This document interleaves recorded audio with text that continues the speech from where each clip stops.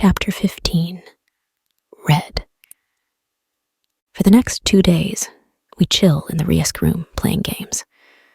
Lily chooses an alien one, Area 51. Jess dominates NBA Jam. I resort to The Simpsons, since I'm familiar with it. I played the website version as a kid. Brad battles champions in Marvel superheroes. Helen provides us with freshly baked pizza and steak fries. This is our routine for the first day. On the second day, we're made aware that there's a movie theater. To our disbelief, we find a fully stocked concession stand, complete with fountains and employees. The workers whip up nachos, hot dogs, popcorn, and slushies. Inside, the theater replicates an IMAX stadium from an AMC showplace. It's double date suitable, so that's what we do. The theater is quiet. There's only the 4 of us in the whole place, and everything is free. Lil and her boo sneak to the back row to get busy while Brad and I swallow each other's tongues.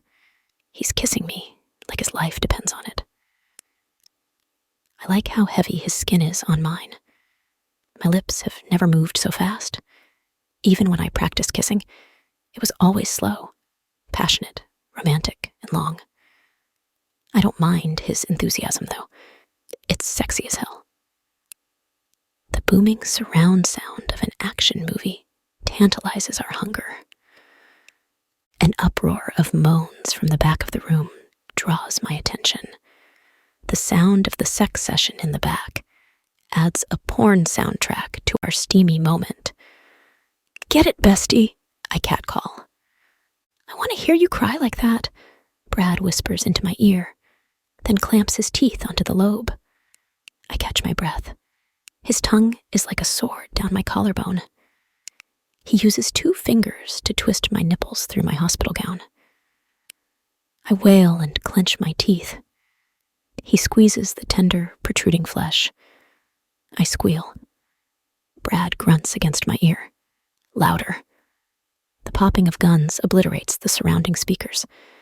I can barely hear you. Brad leans to suckle my nipple through the fabric. He bites and stabs at it with his tongue while curling his fingers around the other.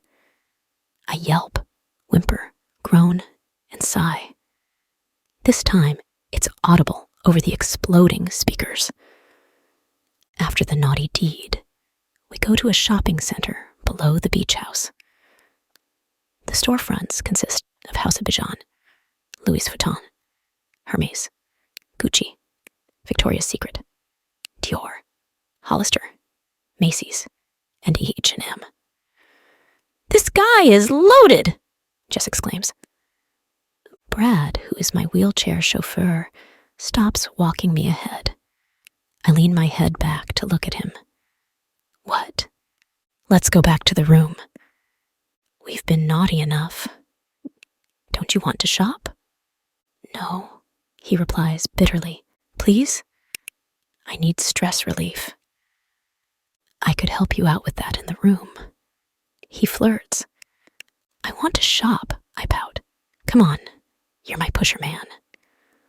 I sing the iconic drug song from the 70s.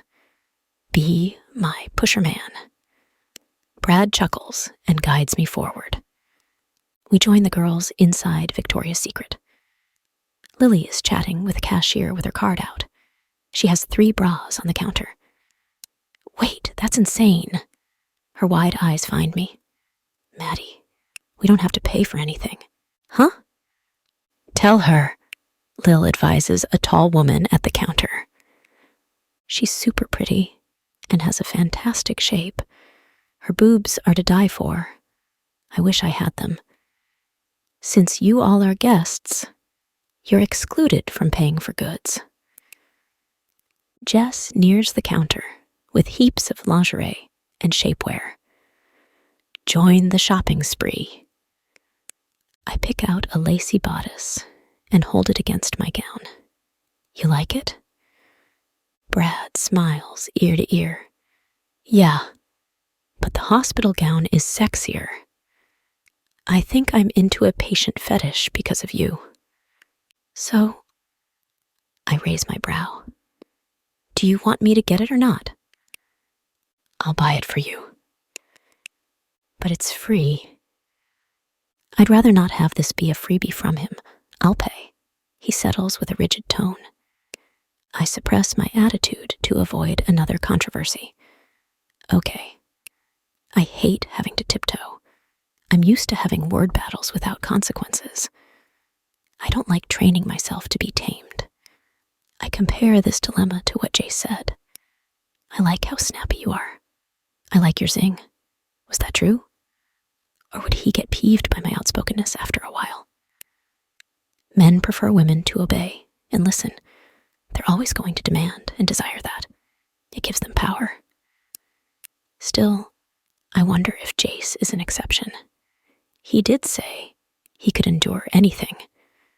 Does that include women who are a handful?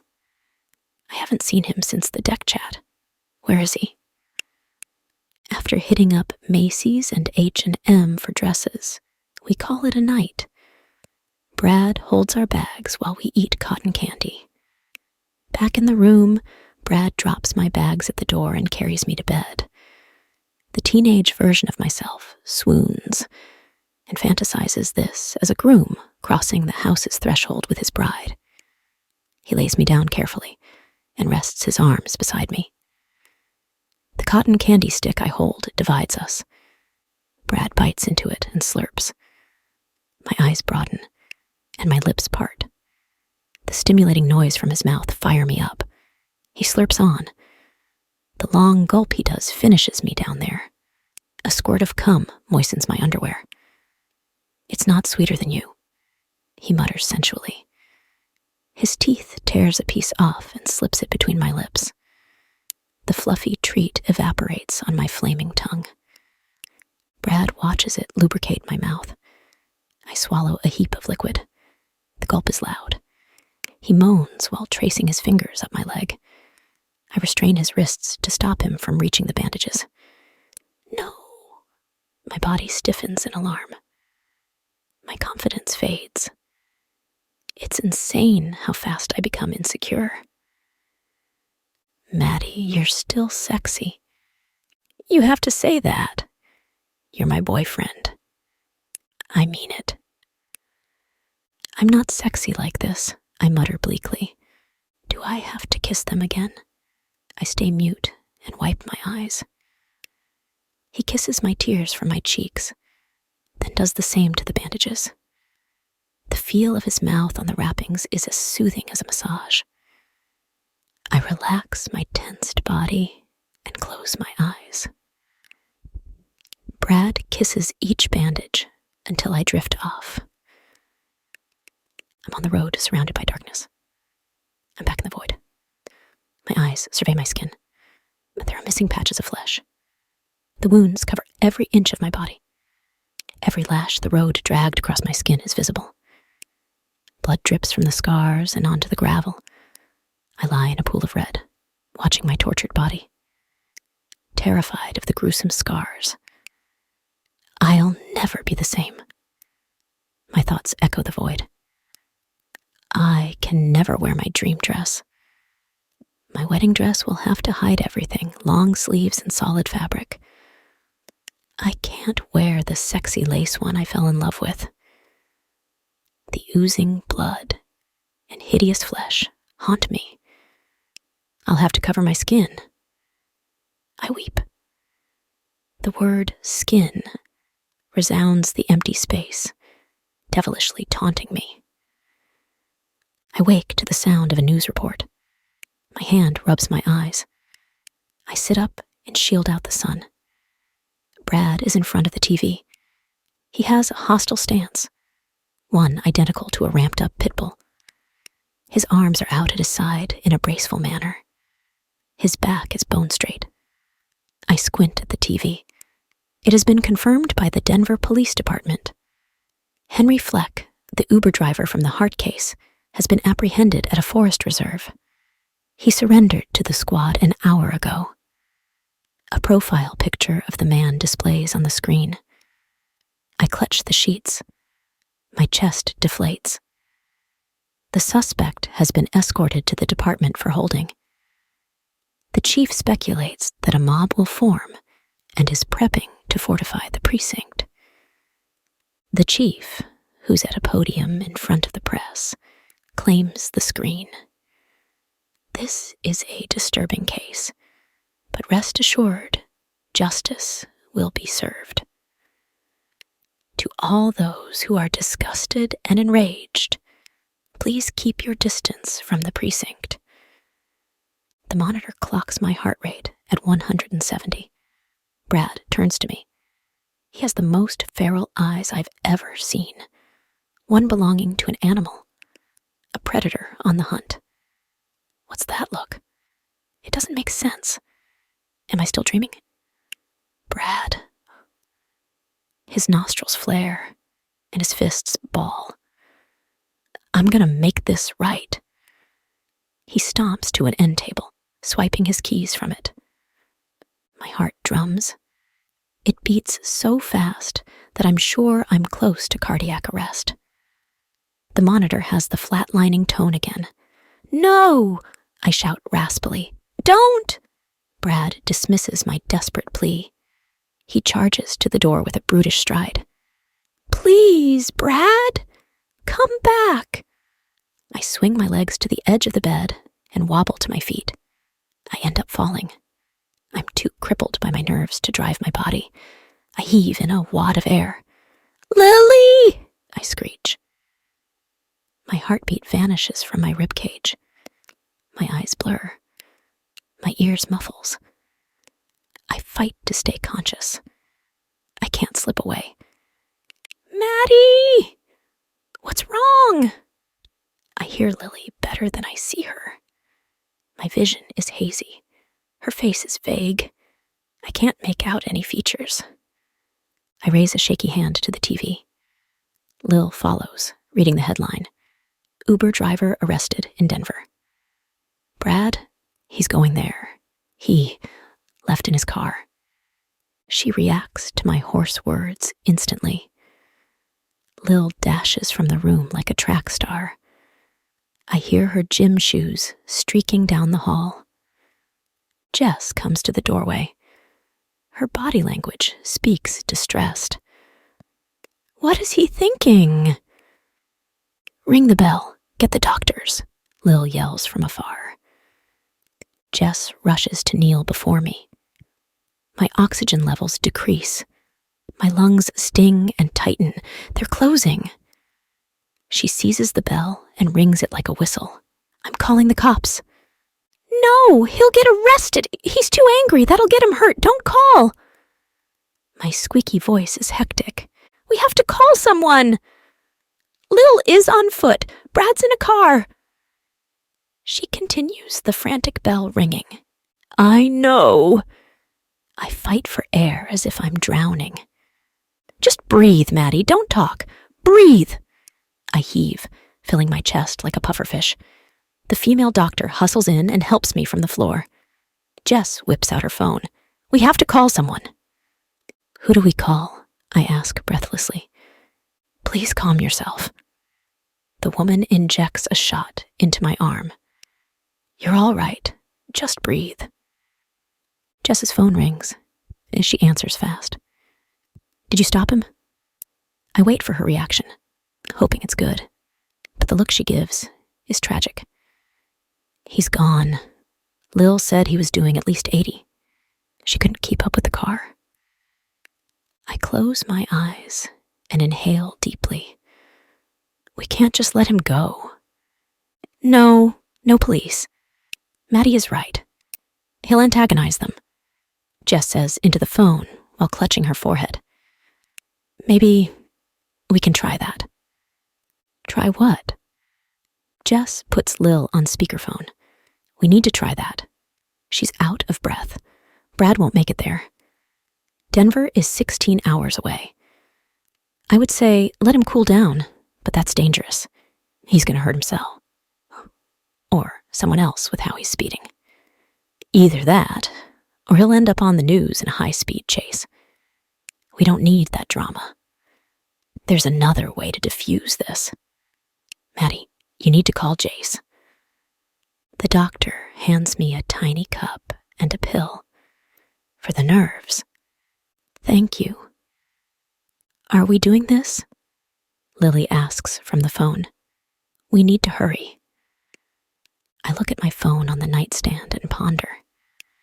If I call, I know Jace will say, "Told you so."